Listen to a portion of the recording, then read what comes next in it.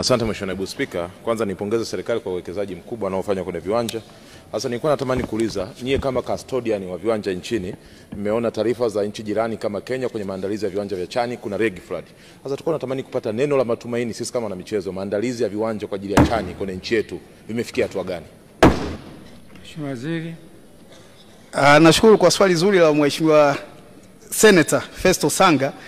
Na sisi kama Tanzania, maandalizi yetu ya viwanja kwa ajili ya CHAN 2027 ambayo inatakiwa 2025 ambayo inatakiwa kuchezwa mwezi Agosti mwaka huu yanaendelea vizuri sana. Viwanja vyote viko katika hali nzuri, kwa sababu viwanja ambavyo vitachezewa CHAN ni uwanja wa Benjamin Mkapa ambao umekamilika ukarabati wake, lakini na uwanja wa Amani Zanzibar vile vile.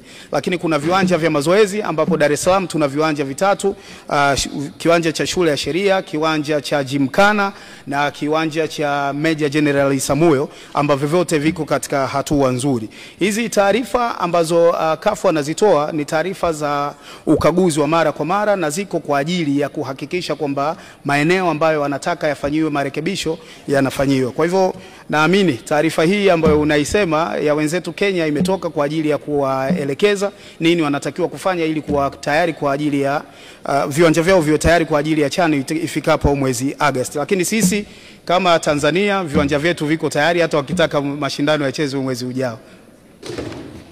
Kwa hiyo Mheshimiwa Waziri, tarehe 15 mnyama yuko kwa Mkapa. Tarehe 15 mnyama yuko kwa Mkapa wakipambana na mahasimu wao Yanga.